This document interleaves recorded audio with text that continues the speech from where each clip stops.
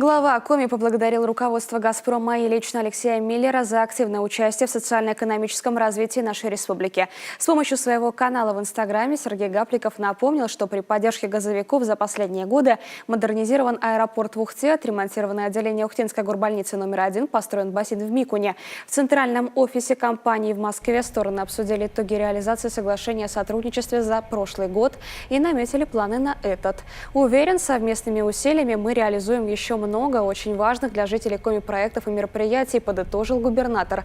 Темы надежного тепло и энергоснабжения в Воркуты также стали темами диалога с «Газпромом». Напомним, это одно из личных поручений президента России после обнаруженных в 2016 году трудностей на ЦВК и ТЭЦ-2.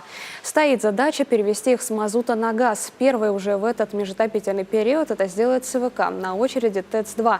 Сейчас здесь стадия получения заключения госэкспертизы. В компании также рассказали, что сейчас принимаются меры по строительству новых газопроводов для повышения надежности снабжения потребителей в Ухте и Сыктывкаре. Газификация обещана поселкам Набережной Печорского района, Парма-Усинского, Поляно-Сосногорского и села Часово Сыктывдинского района.